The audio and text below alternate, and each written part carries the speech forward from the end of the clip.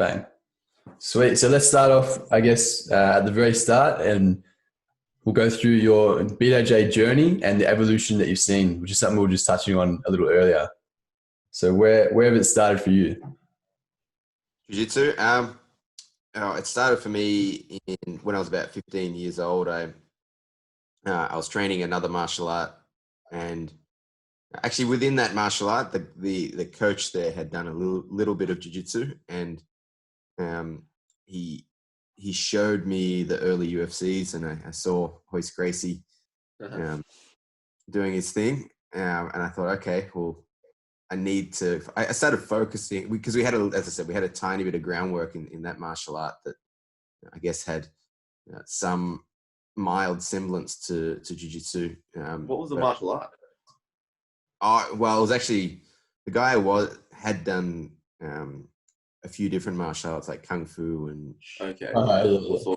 It was in but he kind of made his own sort of academy that kind of tried to mix what he'd learned into one system, which I suppose isn't a bad idea. But once I saw jiu-jitsu, I thought, okay, I'll focus a bit more on that. See what Royce Gracie could do.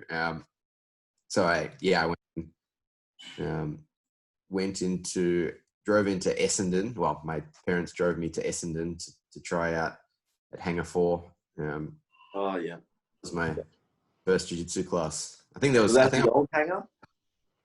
Sorry? Was that at the old hangar? Is that at an airport, like an actual airport? Oh, what? That's why they call it the hangar. Yeah. That's cool. And that, I think I went down. It must have been I don't know, maybe it was like a Friday night or something, or an open mat, and I think there was like 2 people there. And so I just rolled, and I was like, oh, okay, this is, I think I suppose just the level of grappling, even though back 17 years ago, the level of grappling was not that good. It was still a lot better than what I'd been exposed to already. So I was like, okay, this is very good. I actually tried a Japanese jiu-jitsu place as well, believe it or not, just to see what that was like. Yeah, the traditional sort of stuff. What's the difference between that? They don't do a lot of, it seems a lot more theoretical and less actual sparring. I remember doing that. I went to that class and there was like 5 minutes of rolling at the end or something. And it didn't seem as, so I think a lot of the technique, I think any martial art that is less effective tends to not focus on much sparring. Less live application. Really in jiu-jitsu, sparring kind of drives or rolling will drive what techniques you focus on and what you're trying to learn and fix and problem solve. And if you don't do it, you kind of they tend to start making up things that don't really work. When did you notice in your training and whatnot that things were moving towards an elite level? When did you notice a real shift in skill level and you're like, okay, I'm really developing and getting really good here? Okay. Personally or? Yeah, personally. Was there a period of time? I think there was I can probably point to 2 key moments here. There was a time where I thought, okay, I could actually do reasonably well at this. Not necessarily like my skill had upped, but that was when I did the Abu Dhabi Pro Trials. I was a brown belt, and it used to be a combined brown black division, and obviously the winner of the Abu Dhabi Pro Trials would get flown. You get flown to Abu Dhabi to compete at the in their championships, and I was like, oh, that's an amazing prize that you could win. And I was a brown belt, and in the brown black division, and I somehow got second in that competition. So I won a few fights and then lost in the final, and that was like, to me, that was I was like, oh wow, that's better than I thought I would do actually. And I was like, okay, if I put more effort into this and put more focus, I can probably bridge that gap that was missing. So that's like from I guess realizing what potential I had, I guess. And then there was I think in terms of skill, like noticeably improving from skill, I think was probably when I started to focus on other high level competitors and try to emulate their game. Like I think, if I can, where I was training, there was, obviously a bunch of good black belts and so on. And I always found that I would struggle, I could get things to work, but against them, it was very difficult. And then when I started, for example, studying like Rafael Mendez's game, I was like, oh, he's got all these answers that these guys haven't been exposed to yet. And that kind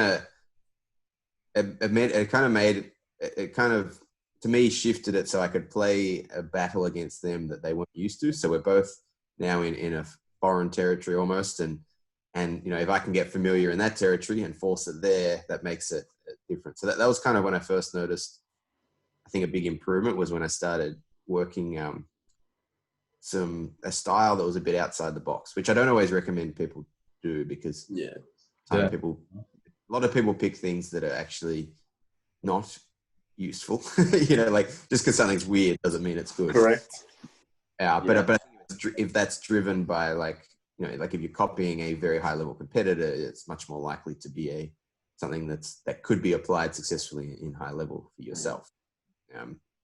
Awesome. Like I remember, there's two points. Number one, the potential, but the second one, I remember myself as an early white belt. I think maybe I was 17 or 18, and I rocked up somehow, floated into absolute South Yarra next to that Office Works. Yeah. I remember just rocking up there, and that was my first time training with you guys. I don't even know how I ended up there. I think I was just riding my board past, and I'm like, oh, there's a jiu-jitsu gym, and I went in, and then there was a few people there that are still around now. I remember Mikhail was there. A lot of the guys, Craig and his brother, who else? Kip Dale. But the first thing I realized quickly, I was obsessed with jiu-jitsu at that point, but it was just train all the time. That was it. I saw you guys drilling specific things on a timer. Okay, cool. And then you were talking about film study. And I remember that was a specific moment, film study. You guys, okay, we've got a class. I think you even had a specific class where it was just watching film for ADCC and preparing. And I was thinking, this is exactly, I'm like, results are going to come from this. And I started doing the same for myself.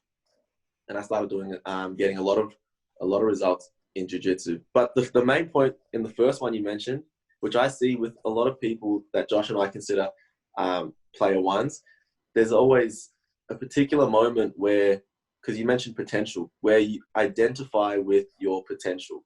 And that is like a key where it's like, okay, you feel that there's something there. You start to really see that potential and you go, okay, I can run with this. That's cool. Instead of looking at the goats of the sport, like the Rafael Mendez and that, instead of looking at them as unattainable, you realize your own potential and you say that, hang on, we're the same, like I can do the same things as well. Yeah. I mean, I think a key thing in the mindset, which probably goes with what you're saying, but is I feel like I've always viewed, like rightly or wrongly, maybe I bought into the Gracie hype too much, but I always did view jiu-jitsu as it's whoever's technique is better will win. And I always viewed technique as something that you can, it's kind of like you can work on and build and improve. So, matching those two together, like you could continuously improve and become the best person if you understand technique the best. Obviously, there's a few more factors play than just technique, but that's kind of how I always viewed it. And most of my most of the things that have made a big difference along the way for me have been like a subtle, in terms of like if I'm hit a sticking point, usually what's got me through it is like a subtle change and noticing a little adaptation I can do to my technique or something. It's usually been something small like that makes a huge difference. And if you know something your opponent doesn't know, then that's the ideal scenario. Yeah. In terms of mindset for competition and mindset for training, I guess for clarity, just mindset for training, is there an approach you have where you say, I'm going to focus mainly on like lighter training, technique, and then applying it. And then also for competition mindset, is that something you focus on? And what is your competition mindset? Yeah. For training, yeah, I think you got to, well, I mean, there's training, I kind of break it up into two different phases. There's training for skill development, and then there's training for competition. So for skill development, I think it should be lighter. It should be more volume. I think volume's important. Like the more you can do at a lighter pace, it gives you more exposure, and it should be quite specific to your, the things that you want to work on. Like to really try to force the training into that area. Whether you're doing, we do specific training, but even if you're just rolling or whatever, like try to get to your position and just work that and try the move you're working a lot. And then there's competition, preparing for competition, which, I think for me, the skill part's the main part, like getting these skills up. But then you actually have to be able, there's a whole bunch of other factors that are going to determine whether you win. Like what's your strategy, how, strong, powerful, how aggressive you are, like how well you play within the rules, and, like how much you can do that again, plan against your opponent and so on. So for that, I kind of, and fitness and so on as well. So there's a lot else apart from just your technique. And so I tend to prepare for competition by doing like more an 8 to 10 week camp period in the lead up, like to a competition I wanted, like that I really cared about. Obviously, if I went in one that was just, I don't care about, I don't really care much. I'm still in basically a skill development phase, going to a local tournament. But if I'm doing a ADCC trials or worlds or something like that, I probably have like 8 to 10 weeks of twice a week, well, pretty much I reduced my training volume and I increased the intensity. And, twice a week we would, pre-ADCC, we would get everyone around the room watching while two of us would roll and like try to simulate that, the nerves and everything. And, and the nerves and the strategy. So people are, you've got a ref counting the points and doing all that. Because that's the stuff. I see plenty of people who are really good and they just keep, all the other stuff is lacking, strategy or, or just like, even just the drive to like, you see people who like are excellent and they'll sweep someone, and I'm just talking jiu-jitsu, obviously you guys are probably more MMA, but just in jiu-jitsu they'll sweep and then they'll like get on top and then kind of just like happily fall over back to their guard again and lose 2 points. And it's just like strategy in approach and strategy, not necessarily a reflection that they'll lose, but it's not necessarily a reflection of their overall skill. So actually just quickly on that, when you were mentioning if you see a guy that's really, really good in training and then in competition, they sort of fall apart. Troy actually brought something up to me yesterday, and he was saying that, I don't know if he was with you, but he said Liv was definitely there and you were overseas somewhere, maybe New York. And he said that you were watching this, I'm not sure if it was a brown belt or a black belt, but he was just killing everyone. Maybe at Marcelo Garcia's. He was killing everyone, the Miao brothers. He was running over everyone in training. And then you were saying, watch this guy on competition. And then he lost first round. Do you remember who that guy is? Yeah. Oh, no. I can't remember. There's quite a few examples of people who don't compete well, though. Yeah. Yeah. What do you think that is?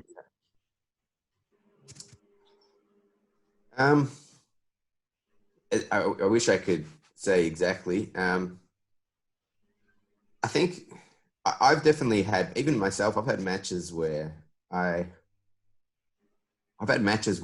competing and I feel like I'm like almost like watching myself compete instead of actually just being there. Like I felt like I'm like, what am I doing? Like this is not how I would normally react. I've definitely had matches, and I think that's probably the more nervous you are, the more nervous I am, the less myself I've felt. And it's always felt different. I've never gone in and competed and felt exact like it's just a training session with no nerves. There's always been some level, but generally if you're competing regularly, the nerves go down. But I don't even know if it's that, because I know some people who compete regularly but just don't compete well. I think it's really important to simulate the competition environment in training. Yeah. And I feel like you approach it so strategically. Like in terms of mindset, the biggest thing I see, having gone from all jiu-jitsu focus to MMA, in terms of mindset, for MMA, I feel like a lot of jiu-jitsu competitors would benefit a lot from taking a strategic approach that you take. But I think the level of training in MMA and level of training in jiu-jitsu is similar. Across all elite sports, the same work is required. The thing is, MMA is, I think, viewed as a little bit more as a competitive sport. So the preparation is a lot more intense, a little bit more focused. I feel if jiu-jitsu training was modeled a little bit more towards that, and it's similar to how yourself, you modeled it at St. Kilda Absolute, and there could be so many, you could make so much more progress. Like a lot of jiu-jitsu people make a lot of progress taking that strategic approach. Because when I hear your mindset in your response compared to, I guess, other MMA fighters, they talk about competition mindset. Some people like to get fired up. Me, I just like to relax and be prepared and have good music. A lot of people, I feel, the way you brought it up was you didn't mention any of those things. It was more just, okay, strategy. Okay, I know I need to apply certain things. I know what I need to do. It's kind of disassociating from like the mindset of, okay, I'm coming in here and I need to do such. It's more just stepping back, strategic. This is what I have to do in this competition. And I think at ADCC, with what you mentioned as well about like minimizing nerves and whatnot, man, when you went on that incredible run, just snatching up everyone's leg, actually, like, where were you at prior to that? Because I know in your division you had a little hiccup, but then you just went on that run. So did you notice the difference in mindset in those two competing in your division and then open weight? Like less pressure or something? Possibly. It's hard. I mean, it's always one of those things where you can, in hindsight, you can go, oh yeah, I had a great mindset on that day and terrible when you had a good or a bad performance. But I mean, I thought, to be honest, even in my division, I thought I was doing well until I wasn't. Like I was reasonably aggressive. Usually, like most of the time when I've been upset with my performance, it's if my aggression was a bit low. Sometimes I've lost before where I felt like I was a little too concerned of taking a risk. I might be like, oh, I don't want to go for this move because they might counter here, and I'd be a bit more conservative. But that ends up putting you on the defense a bit too. Whereas I didn't really feel like that. I felt like I was being quite aggressive regardless. And I think that came down to just I had a very specific game plan for this ADCC. Whether it was it did change very slightly between my weight division and open weight just because they're bigger, but the game plan was quite similar. But on the actual day of the tournament, of the open weight, I had like terrible sleep that night, and I was starting to get a cold. Like I was actually like I had a bunch of excuses I could have used if I didn't do well, but I had my best performance I ever had. So it's like that. You can never really pick, It's just I definitely like going against like I had Kane and Duarte. I was basically like, well, I knew I can't win that match being passive. Like I knew I've got one way to beat him, which is to get to his legs and try and leg lock him, and I have to be like very, very, very aggressive at forcing that. He's not gonna like. If I try to wait for him to make a mistake, he's gonna, play quite, he'll work around my strength and I had to kind of try and force my game there. This is the sort of mindset that I think I'm talking about. Is like it's so applicable, especially for combat sports, to really evaluate not only yourself and know who your own character is, but to know the playing field, to know other characters' strengths and weaknesses, and so that you are the strongest in there.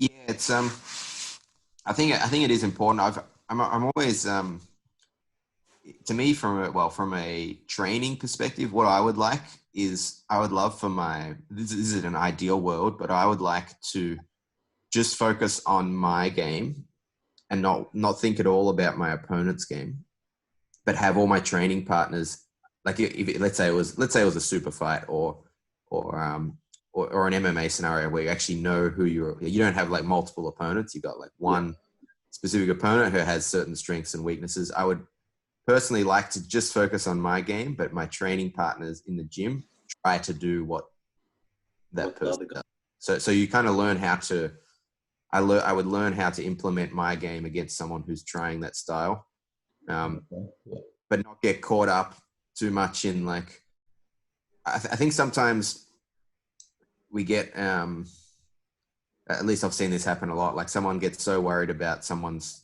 like, oh, this guy likes triangles, and they get so focused on not getting triangled that they start putting like a defensive structure for the triangle, which is kind of late stage defense up early, and it lets the person get into the late stage position, And then you're playing his game. That makes sense. It's like they start trying to defend. Let's say I can say a triangle choke, but let's say late stage triangle, you want to try and stack your opponent or something. Like they might go for that way too early instead of trying to prevent the thing from happening in the first place. And I think I've seen that quite a lot where people focus too much on what the opponent's strength is, whereas really you should have the best thing you can do if you're going to fight a triangle guy is in training.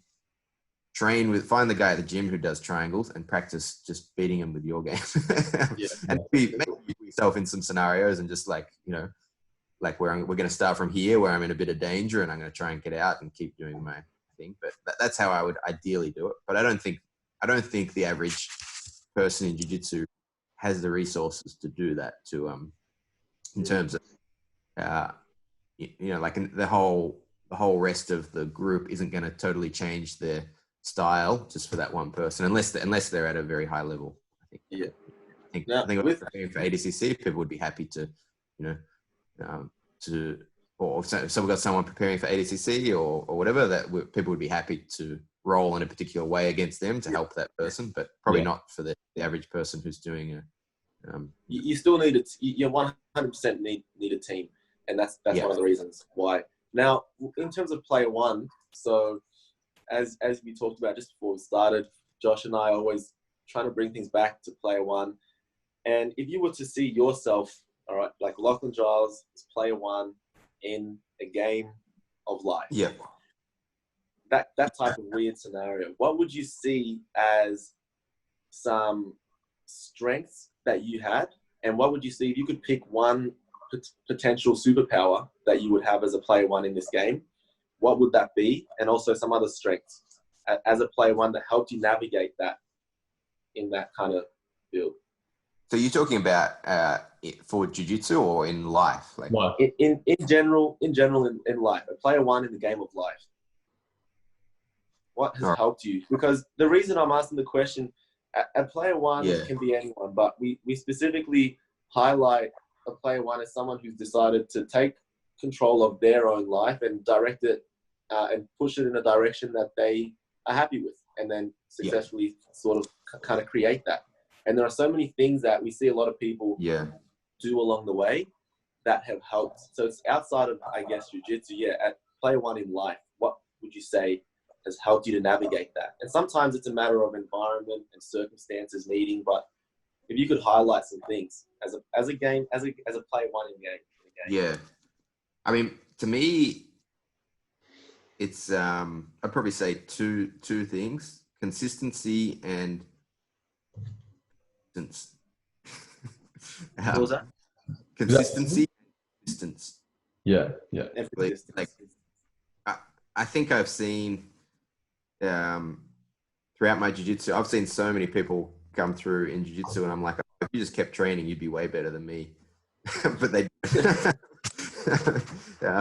whereas it's I guess I've had a little more breaks more recently just with all this stuff going on, but you could have I was training 7 days a week, probably for like 3 years straight, and I barely missed a day like throughout that. Like unless I would literally like, if I had staff or something like that, like otherwise beyond that, 7 days a week, So I think just like consistency, but also I guess persistence as well. So just keeping at it, like there's obviously been times, there's definitely, and I think like that's why it was awesome to have that medal at ADCC, apart from other reasons, but like just the fact that I trained for 17 years to get that, it just seems ridiculous. And I was probably thinking that, I got to a point where I was thinking that something like that probably, there's a fair chance that won't happen, that I won't actually,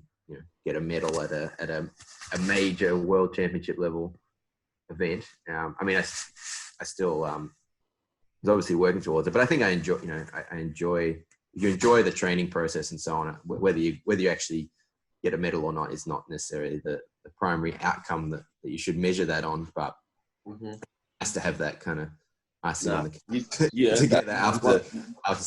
But I guess the thing is, like, 17 years, and I feel like every year I've been better than the last.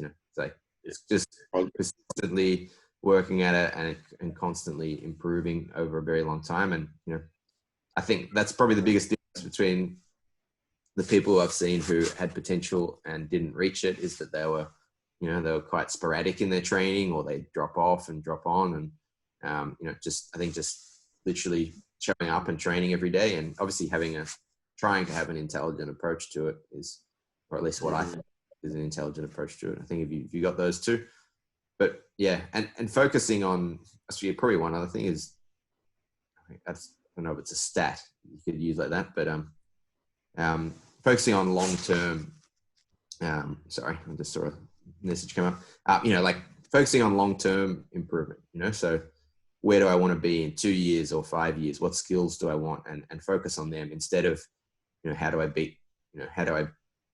tap this guy today? Because if your question is that, then you're going to go hard and use all your strength and power. But if you say, what in 2 years do I, how do I want to beat this guy in 2 years? It's like, oh, I want to beat them using this and with very little energy, and you can really model for that's good. Now, another thing we all, I guess, know here is that no one in this game escapes like hardship. No one escapes hardship. I think a lot of people forget that, I guess, if they see like Lachlan Giles, he's running a gym, he's got his instructionals, he's doing ADCC, all this. People kind of just, not that they have to think, but nothing's ever easy. So I know, without even having to ask, that there would be so many instances of hardship. What kind of things do you use to help you get through those periods of hardship or struggle, or when things don't go your way, or whatever happens? Yeah. I mean, I think that just comes, there's obviously, there's times, I mean, there's things outside of jiu-jitsu that can affect you, but even you have a match and you do poorly, and I've definitely had plenty of them. I've probably lost more matches than I've won in my life. I don't actually know if that's true, but it's not like, as someone who is considered to have a pretty good career, it's still overall quite a low win ratio relative to that, I think. I think what's helped me get through is just trusting in the process, like if you lose, there's a reason. Like you can actually, especially if you got something on video, like you can study it and you can fix that. So you should, and that's what you should do. Like if you lose, like at the very least, okay, I lost, someone did a single leg takedown on me, like at least in 6 weeks time, you want to go, okay, if someone tries to do the same single leg on me, that's not going to happen anymore.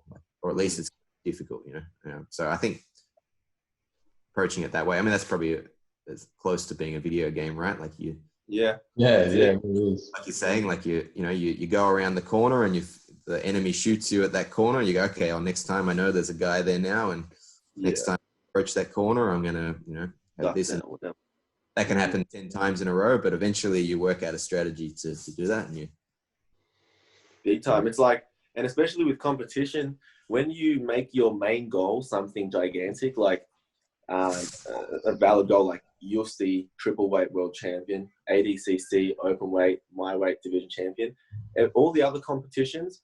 As competitive people, if you do have failure in those competitions, it's of course a natural inclination to feel down. But in terms of utilizing game or player one theory for myself, anytime that situation has occurred, my only loss in MMA was the best thing that happened, because it highlighted wrestling and it highlighted my defense against the cage. So like you said, a little bit annoyed, but that first day that I flew back, I remember going straight to, I think I went straight to Roxburgh Park with Pura, and I just went on the wall and I just started working. And then I went straight to Collingwood, and we did the same thing. Because you just highlight those certain aspects and you say, okay, in terms of playing a game, this is such a unique position because I know I get to have another competition. So I shouldn't, like, this is just part of the training process. The competitions, the smaller competitions, the amateur MMA fights, early pro career, this is part of the competition. It's part of the training process. It's like each of these situations should just help you get to the goal, whether it's the win or the loss. The loss should also be a step forward, like every single situation. Yeah, it's good. It's good to see that. Yeah, It's that same mindset against like most people that you see that are high achievers. If they really have that really commonality where they set things as a challenge for them, less than got beat this way. It's like, all right, you beat me there, but now like I'm going to double down on that and I'm going to use it against you next time. Like with all the other time games, like even watching the Last Dance documentary with Michael Jordan, he was the exact same way. You lose, he loses one way, that's it. I'm doubling down on that. That's never happening again. And there's those high achieving habits that you see against a lot of top guys, which I'm glad that you brought that one up because that one's a very common one that I've seen amongst a few good guys. Yeah, for sure. That's very important. I think especially, I mean, you guys are both young, so it's, you know, you should like be looking, you know, I imagine you should look at yourself in 5 years and should be a completely different person. So it's all about developing that person. That's it. What about right now? So COVID, things are crazy, whatever. Training is what it is. Competition goals do you have any competition goals that you'd share that you're aiming for if competitions come around anytime soon, or are you kind of using this as a time to recover, reset?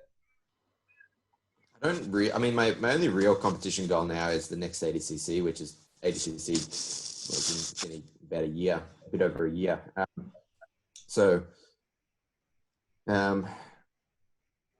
If I do any competitions I do, whenever that becomes available, will pretty much just be like kind of prep and testers for that ADCC. So there'll be certain things I'm trying to add to my that I want to competition test, and also just get over competition nerves and so on, and get used to the feel of competing again. But that's all kind of whatever I do there will pretty much just be a way of preparing for ADCC 2021. So that's the goal, and I'll be 35 then. That might be near the last competition for me, I think. Probably just hitting the peak. Don't worry. Yeah, that's right. Yeah. Peak. I was also thinking, in terms of, you know what? No, I'll leave that. I was going to think in terms of training. Yeah, I was just going to ask in terms of training, but look, I've seen your wrestling training, and I was going to relate it to how you've learned so much through your own jiu-jitsu career that when it was time for you to develop wrestling, I saw that you were able to use what you understood about training to get the most value out of that. And I think your wrestling, if you watch your wrestling, if any of your footage, like so much, I feel like it's so much better, but I feel like that's because you had such a great approach to training that you learned through jiu-jitsu that you found worked for you. I think to be honest, jiu-jitsu does teach, well, if you train it properly, it does teach you that I generally have the mindset that I could, learn. I feel like I could learn anything, like any skill, not even sports skill. Like, I could learn to be a mathematician or whatever. Like if I kind of feel like jiu-jitsu teaches that if you just keep trying and keep practicing and do it the right way, you can kind of learn There's a process. There's a process to how you learn. So I think it's really important to view it like that. I try to apply that to wrestling. Wrestling is it does require a little more explosiveness and more physical attributes, I think. But so it's a little there are some differences, but it does the training methodology, I think, translates between the two. Sure. With that, because you've also translated this to other sports, but you're also a very educated man and you have a very specific degree. And I always thought, is this a rumor or not? Did you get that degree specifically to learn how to heel hook better? I think there's better ways to learn how to heel hook than spending 4 years to do a PhD. No, I didn't. But that does go with the evil doctor. It's just that we can go with, so we can stick with that, everyone. Now, one last thing. Did you manage to see Kelvin Gastelum on the weekend in the UFC? Did you see that heel hook that he lost to? I saw a snippet of it on Instagram. I didn't see the fight. It was unbelievable. And it highlighted to me that heel hooks in MMA, they're still at such a very low level, because he did, of course, who knows what happened in the fight. I know so many things can go on in an MMA fight, especially that early on, but he ignored every available defense, it looked like, initially, and then got caught. And it made me realize that, like, definitely in my fights, I plan on trying to threaten in all situations. Also in all situations, because you need to have a high level of offense and defense in all these areas in MMA. But in particular, leg locks is where it's lacking a lot. So the question, which I've asked you before in person, would you ever consider doing an MMA fight? Even a very low level MMA fight, just to get in there and grab someone's legs and do the same thing you see Ryan Hall's doing in the UFC, all these guys. Yeah, nah, that's not going to happen. I mean, for me to consider doing an MMA fight, I would feel like I would have to be a very confident striker. Okay. I'd want to know that if I can't take them down, I'm still very comfortable to be on the feet, because that seems like I can't imagine the level of despair you would feel if you've tried to take someone down 5 times and then you realize that you're tired and you've got someone standing in front of you that's going to punch the crap out of you. So, a lot of people and that's not something sorry. Just a lot of people would be worried about your grappling in the way that you mentioned, where it would make them more susceptible to things. Like, they'd be probably focusing so much on these things that you'd be able to take advantage. Yeah, there's probably an element of that. But yeah, I don't really like from the very limited Muay Thai I've ever done before in my life. I don't think it'll happen, but yeah.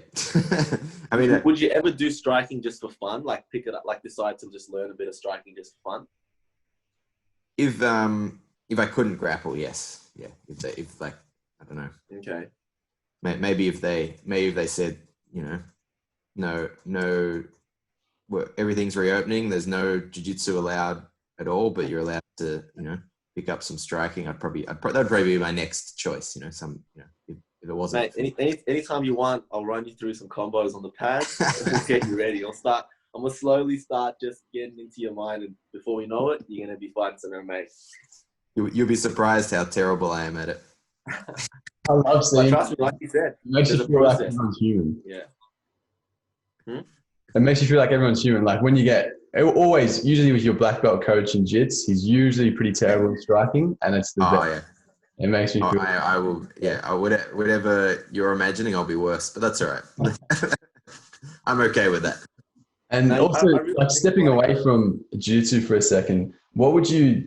Because you're very technical and analytical, and you have this type of type A personality towards things, where like it's almost like a calculation, where if you do the things, you're going to get the reward. What about in other areas of your own life? Like, what do you deem a very successful life for you personally, outside of jiu-jitsu? Oh, geez. Outside of jiu-jitsu, I mean, I suppose the real measure would be like happiness, right? True. However, I mean, yeah, you could say all these things. You could talk about like having a good job and income and all that, but if it doesn't make you happy, there's no point having that. So, I suppose happiness, and then there's a bunch of factors that probably do play into that, like having enough free time for family, friends, having a job that you like, a whole bunch of factors there. I haven't thought about that too much, but yeah, that'd be my thing. That's how I would rate That's it, though. Good life. Yeah, Pretty straightforward. That's it. and probably on top of that, maybe you could consider it a successful life if you made other people happy as well. Maybe. Yeah. Even if it wasn't just. No, that's it. Honestly, that's good. Now, is there anything you wanted to share at all? Anything to put out there, or is that it's a pretty good note to end on? No, I don't know. If you want to buy my instructionals, feel free to. Hey, honestly, that's it. Actually, for anyone listening, because there'll probably be a few people from Absolute, we're obviously we're in the coronavirus time. It's not very good at all for the business, and looks like it might be a long time until we can open up and run a proper, for people to have a job. So if you have the chance to, if you're still working and have the ability to get to the Absolute online and support the guys, I think it's $15 a week. There's online classes, and you'll be helping stay involved with the community, and you're also helping the gym. So yeah, there'll be something there for us when we get back. Dan and that have put together everyone at Absolute has, I've been so happy seeing the reaction, because it was interesting to me to see how people would react once this kind of hit. And everyone there, because I was at Collingwood kind of every day as it happened, I just saw everyone, in particular Dan and Simon, just knuckle down and just decide, all right, how do we somehow take advantage of the situation? How do we adapt? But like you said, we're in a situation that we don't have much control over. We can only control, I guess, how we react. And I saw you post some things about some stats and whatnot, and I've seen the same things, and it's so hard to navigate that right now, because everyone has so many different opinions. But regardless of how serious it is, it's like all you can kind of do is control how you and what you are doing, and that's it. Yeah. Well, like you mentioned earlier, like you dedicated a lot of your training time towards film study, and there's never been a better time to really dive into that. Exactly. Yeah, there's things you can do. I mean, if there's definitely things you can do to continue to improve, or I say the word improve. I don't know if you necessarily improve much while you're not training, but you can really, like by studying a lot of film, you can make it so when you do go back to training, you're going to improve really fast, because you've kind of in all the motor patterns and the movements and what you need to work on, so that when you do get back, it's kind of like an accelerated process. Do what you can with what you have, and that's kind of it. Yeah, absolutely. All right, done. Thank you very much, Lachlan Giles. Cheers, guys. Play one out. I'll catch you when things are back to normal. Yes. All right, man. Take it